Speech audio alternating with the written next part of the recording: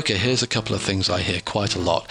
One is that if you're a designer, you have to use an Apple Mac and not a PC. That's a load of rubbish. I have both here. I use both. There's never been a problem using a Windows-based PC. The second thing is, if you're at all serious about doing any kind of photography, then you should invest in one of these little graphics tablet like a Wacom Intuos, or even better, a Wacom Cintiq. Well, this is tutorial number 16 in the series.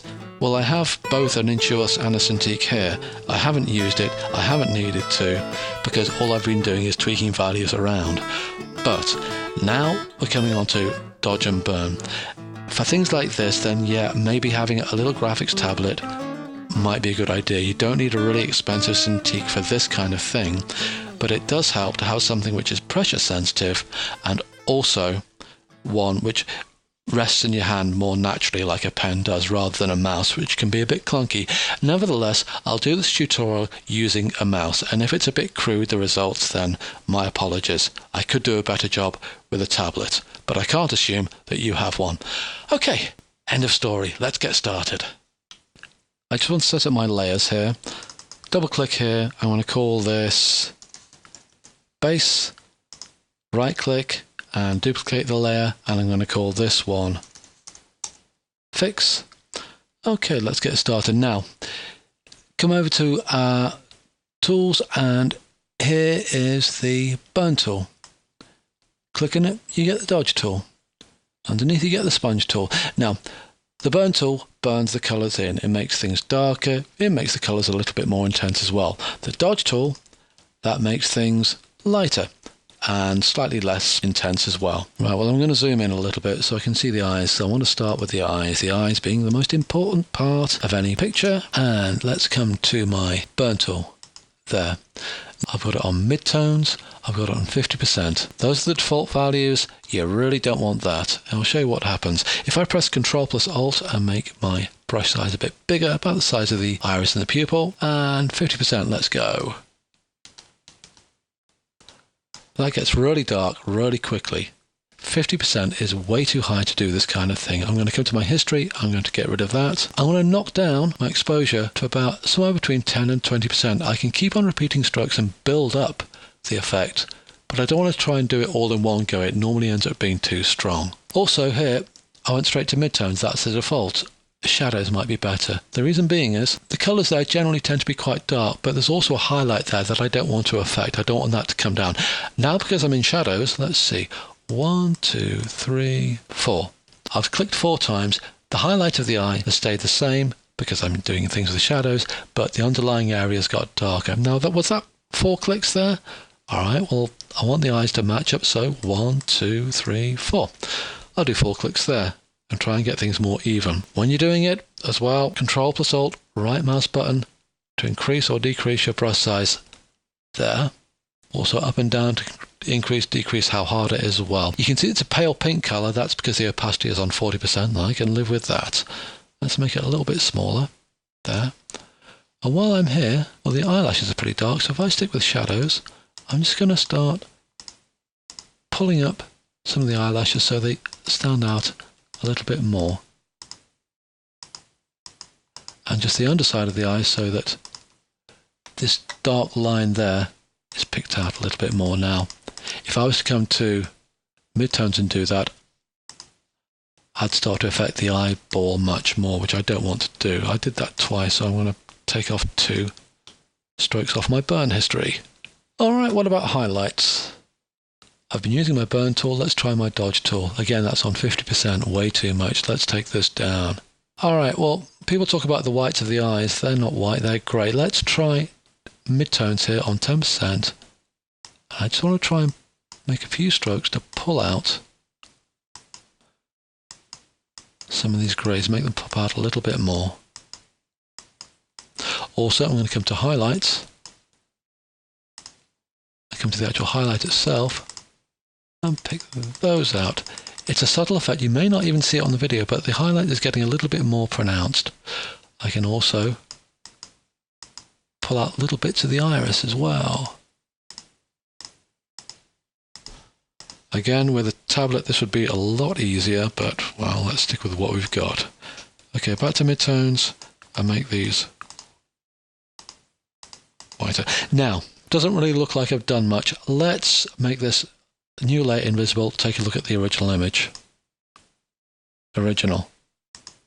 New image. They're popping out a lot more. It enhances rather than attacks the image. That's what I'm aiming for. Okay, let's zoom out a little bit. Just click and hold and drag down. What else have we got here? Well, that hair. Good case in point. That could do with doing maybe a little bit more highlights there. Alright, so we're in dodge mode. Going to come to highlights. This is going to be slightly less critical. I want to knock this up to about 20%, not more than that. I'm going to make my brush size larger. Now I'm on highlights, so these darker areas shouldn't be affected, but the light areas, can you see that? They're starting to get picked out. Much more so. I'm making the hair look just a little bit more highlighty.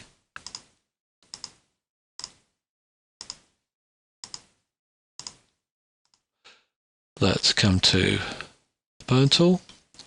I want shadows because I want to get the shadows looking a little bit deeper, a little bit more contrast. Let's make our brush size a bit larger again. I want to take this down to about 11% because I want subtle on this. I don't want him looking like some kind of weird zebra with extreme dark and extreme light. Okay, that's just a few strokes just to illustrate what I'm talking about. Again, let's make this layer invisible. Look at the difference in the hair. It's popping out to life. Now, it's very easy to overdo this effect. It really is. So, try and go for less is more. Okay, let's just take a quick look at some of the lower layers. This lolly, that could do with a little bit of work. Let's come to burn again. Shadows, let's come to midtones this time because I want this lolly to stand out a little bit more, but that's not shadowy, that's more midtones. Exposure 11%. And let's bring up some of the sides more, a little bit more around where the lips are. I want this to pop out a little bit more. And let's come to highlights again. I want to dodge the highlights a little bit more. Let's take that back a little bit because even at 20% I found it was making a very quick change to what I was doing. I'm going to make this stand out just a little bit more. I'm finding areas which are already slightly lighter. I'm trying to make them just a little bit lighter, but at the same time trying to be careful with what I'm doing. Okay, come back to my burn tool again. I'm going to come down to shadows. Again, 11%. I'm just going to, while I'm here, I'm going to make some of these wrinkles, some of these shadows, just a little bit more defined. Again, the skin is light coloured. It won't be affected because I'm working on shadows. But if I change that, say, to midtones, the skin starts to get affected. See, and if I did the highlights, yeah, I don't want that, so Control Z for that. It's easy to get Moorish with this. You end up scribbling all the way around your image, thinking of doing just a bit there, and you can overdo it. Let's just come here, let's fit this on the screen. Okay, that's my new layer. At the time, it didn't feel like I was doing a huge amount. It's only a little bit here, a little bit there, but then make it invisible so you see the original. Quite a lot of changes. In fact, possibly a little bit too much on that lolly. Let's...